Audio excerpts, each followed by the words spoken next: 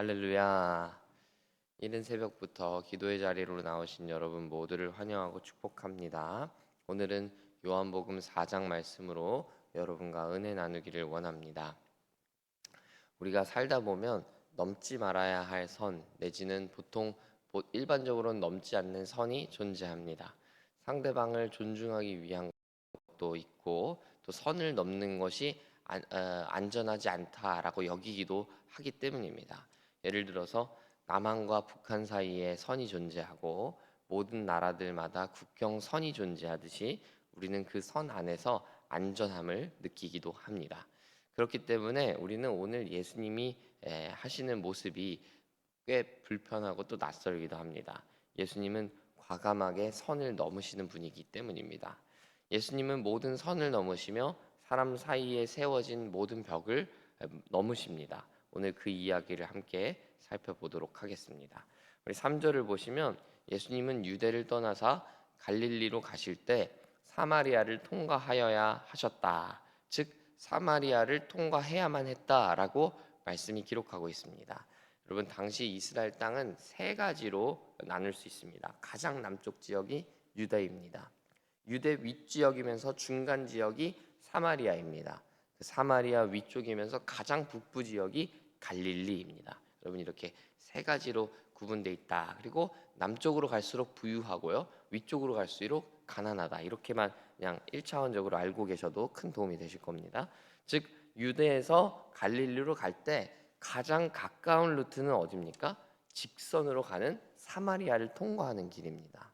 그러나 당시의 모든 유대인들은 그 길을 선택하지 않았습니다.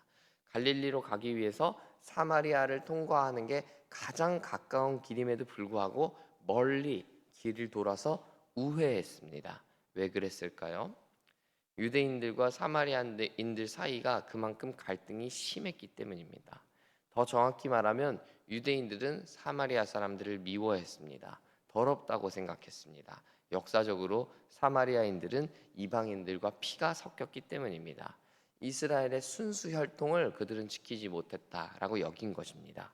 그들의 땅을 밟지 않고 우회할 정도로 혐오했으니까 얼마나 큰 혐오였을까 우리가 쉽게 짐작해 보게 되는 것이죠.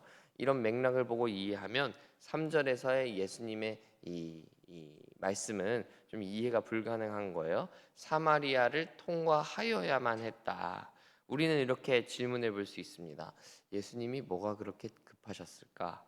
우회해서 갈 수 없을 정도로 시간이 없어서 그러셨던 것일까? 이런 것이죠. 그러나 오늘 본문은 그런 이야기를 하고 있지 않습니다.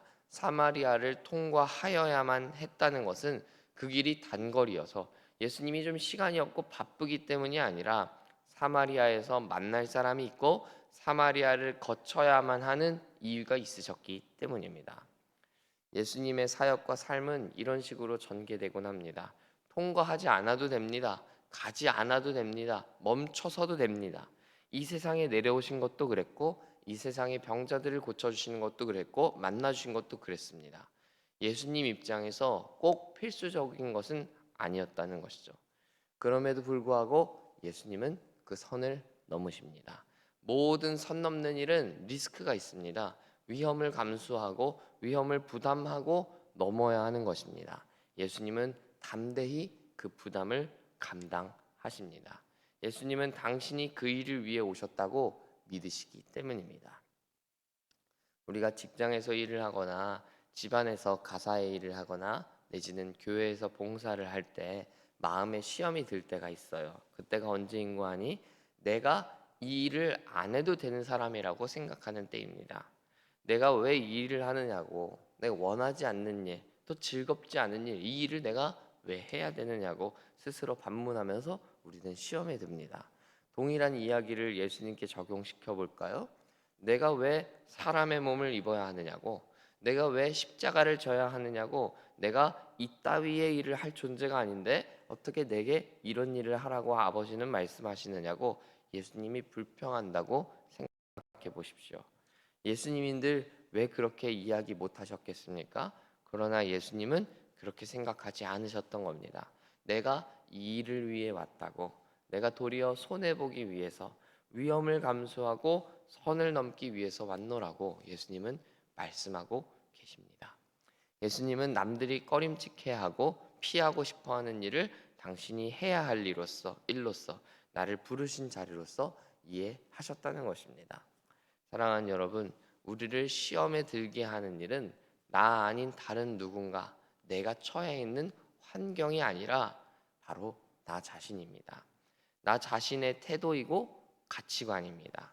하나님을 믿는 사람은 나를 부르신 분이 하나님이시고 나를 보내신 분이 하나님임을 믿는 사람입니다.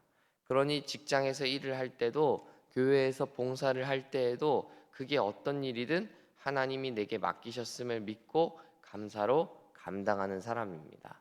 때로 남들이 꺼림칙하게 여긴다 할지라도 말이죠. 남들이 피한다고 나도 동달아 피하지 않는다는 말입니다. 저는 이러한 역사가 우리에게 나타나길 간절히 소망하고 축복합니다. 예수님은 사마리아를 통과하셔야만 했습니다. 저와 여러분도 우리만의 이 사마리아를 통과하기를 작정해야 하겠습니다. 예수님은 사마리아의 한 우물에 도착하십니다. 그리고 그 우물가에 앉으셨을 때 한 여인이 예수께로 나아옵니다.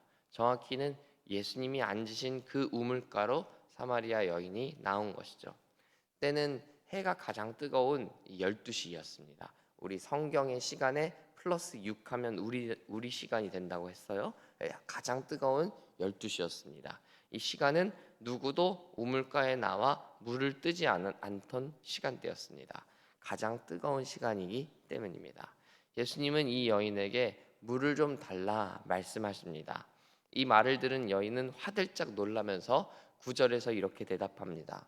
아니, 당신은 유대인인데 사마리아인인 나에게 어떻게 이렇게 질문할 수 있느냐고 반문합니다. 제가 처음에 말씀드린 대로 유대인들은 사마리아인을 사람으로 취급하지 않았습니다. 짐승처럼 취급하고 무시했습니다. 그러니 말도 걸지 않았다는 거예요. 그런 시대적 배경과 풍습을 알고 계시는 예수님이셨음에도 불구하고 예수님은 오늘 이 여인에게 말씀을 거십니다. 이 시대의 고정관념을 역행하신 일이었고 인종 간의 집단 간의 벽을 허무시는 일이었습니다. 유대인들은 메시아가 오셔도 자신들 유대인들만을 위해서 오셨다고 생각했지 사마리아인들까지 구원하는 구원자가 온다고 생각하지 않았어요. 그런 상상하지 않았습니다. 사마리아인들은 어차피 구원받을 자격이 없다고 여겼는지 모르기 때문입니다. 그러나 참된 메시아로 오신 예수님은 오늘 사마리아 사람에게 말을 거십니다. 그에게 먼저 다가가십니다. 왜 그렇습니까? 예수님은 사마리아까지도 구원하기 위해 오신 분이시기 때문입니다. 예수님은 인종을 나누시는 분이 아닙니다. 예수님은 타고난 환경에 따라서 구원을 선물하시는 분이 아닙니다. 어떠한 조건도 따지지 않으시고 모두를 포용하시며 구원하시는 분이 바로 예수님이십니다. 심지어 오늘 본문에는 자세히 나오지 않지만 우물가에서 만난 이 여인은 남자 관계가 굉장히 복잡한 여인이었습니다. 그래서 그녀는 사람들의 시선을 피해가면서 해가 가장 뜨거운 그 시간에 물을 뜨러 나온 것입니다. 오늘 본문은 이런 여인에게도 예수님이 구원을 베풀어 주신다라는 것을 보여주는 장면입니다. 사랑하는 여러분, 예수님은 겉을 보고 판단하고 선택적으로 행동하시는 분이 아닙니다. 사마리아인들과 유대인들 사이가 상당히 거리감이 있고 괴리돼 있었던 때에 이 유대인들이 사마리아 사람들을 사람으로 여기지 않고 상종하지 않던 때에 예수님은 사마리아 사람에게 찾아오십니다. 사마리아 사람 중에서도 가장 미천하게 여겨졌던 그 여인을 찾아오셨습니다. 그만큼 예수님은 겉으로 판단하지 않으신다는 걸 보여주는 것입니다. 우리도 이러하면 좋겠어요. 상대방을 나의 기준대로 내가 보고 싶은 대로 판단하고 재단할 것이 아니라 예수님이 그를 사랑하셨던 모습 그대로 예수님이 그 사람을 품어주셨던 모습 그대로 사랑할 수 있으면 좋겠습니다. 우리 주변에 내가 사랑하지 않는 사람들 많습니다. 심지어 내가 미워하게 되는 사람들도 있습니다. 그러나 그들을 다른 시선으로 바라보면 어떨까요? 예수님은 그들을 어떻게 바라보실까 생각해보고 저런 사람도 예수님이 사랑하신다는 사실을 되새겨보는 것, 그러면 아마 우리의 눈이 열리게 될 것입니다. 우리도 예수님과 같이 이런 파격적인 사랑의 주인공이 되길 소망해 보는 것입니다. 끝으로 오늘 본문 11절을 보면 예수님이 상당히 이해하기 어려운 이야기들을 하십니다. 내가 누구인지를 알았더라면 네가 오히려 나에게 물을 달라고 했을 것인데, 이런 말씀을 하시는 거예요. 마치 물을 좀 달라고 했는데 거절당해서 좀 기분이 나쁘셨던 걸까 싶을 정도로 알쏭달쏭한 이야기를 하시는 거죠. 그러나 예수님의 이 말씀은 단순히 기분이 나빠서가 아니었습니다. 나야말로 너를 살릴 수 있는 물이다 라는 선포였습니다.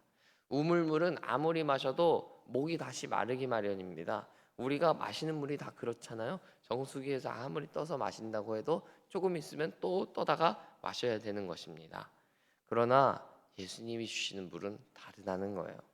예수님이 주시는 물만큼은 다시 목마르지 않고 영원히 목마르지 않기 때문입니다. 예수님은 오늘 그 선포를 하고 계신 것이죠. 이 여인은 12절을 보면 이 우물이 우리 조상 야곱의 우물이라고 말합니다. 아마 사마리아 사람들은 이 우물을 우리 조상 야곱의 우물이라고 말하면서 조상들이 우리를 지켜주신다, 조상들이 주는 물을 마시면 우리는 생명을 지켜갈 수 있다 믿었는지도 몰라요. 마치 명절 때마다 모여서 제사 드리면서 우리 조상들에게 복을 비는 우리 민족들하고 유사한 생각을 갖고 있었는지 모르죠. 그들의 생명의 원천은 더 이상 하나님이 아니라 조상들이고 사람들이었다는 것입니다. 여러분, 우리도 살다 보면 하나님이 아닌 다른 것들을 더 의지하며 믿으면서 우리가 살고 있지는 않습니까? 설령 그게 정말 내게 도움되지 않는다 할지라도, 실질적인 혜택이 없다 할지라도 우리는 심리적으로, 정서적으로 그것들을 마음의 위안으로 삼으면서 살지도 모르겠어요. 그런 것들이 일시적으로 우리의 목을 축여주고 흡족하게 하기 때문입니다. 그러나 우리는 이미 알고 있습니다. 그 모든 만족감들이 다 유한하다는 것을요. 결국은 그 만족감이 우리를 온전히 자유케 하지 못할 것을 우리는 알고 있다는 겁니다. 그렇다면 우리가 정말 붙잡고 의지해야 할 분이 누구입니까? 바로 우리를 위해 오신 예수님, 그분밖에 없는 것입니다.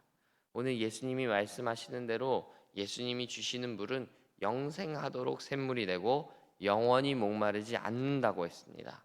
예수님께만 우리의 모든 문제에 해결이 있다는 것입니다. 우리가 그 주님만을 의지하고 붙들기를 소망합니다. 그러므로 세상 다른 곳 바라보면서 물을 구하는 우리 되지 않고 예수님께 나와 예수님을 바라보며 우리를 만족하게 할 수 있는 물을 구하는, 우리를 구원하고 영원하게 하실 그 예수님만 기대하는 우리가 되기를 간절히 소망합니다. 함께 기도하겠습니다. 하나님 아버지, 우리의 목을 축일 수 있고 우리의 갈증을 해결하실 수 있는 분이 오직 예수님임을 이 시간 오늘의 말씀을 통하여 생각해 보게 됩니다. 주님, 우리가 다른 것들 붙들면서 우리의 목마름을 해결하려고 하지 않게 하시고 오직 주님 의지하고 주님 바라보는 우리가 될 수 있도록 은혜를 더하여 주시옵소서. 하나님, 예수님께서는 사마리아를 통과해야만 하겠다 말씀하셨습니다. 하나님, 우리가 통과해야 하는, 또 우리가 지나가야 하는 사마리아를 지나가고 우회하지 않게 하여 주옵소서. 우리도 정말 담대하게 우리에게 놓여 있는 그 선들을 넘어서게 하시고 그 선을 넘고 벽을 넘어서는 하나님의 사람들 다 될 수 있도록 은혜를 베풀어 주시옵소서. 하나님, 우리 가운데 그런 벽들이 무너지게 하시고 우리 공동체 안에 세워져 있는 여러 선들이 있다면 그 선을 허물게 되는 우리 공동체 되고, 그래야 해서 서로 사랑하고 서로를 배려하고 또 서로를 위하여 희생하기로 결단하는 우리 복된 공동체 될 수 있도록 은혜를 더하여 주시옵소서. 우리 가운데 그런 놀라운 역사를 일으켜 주시기를 간절히 소원하며 예수님 이름으로 기도합니다. 아멘.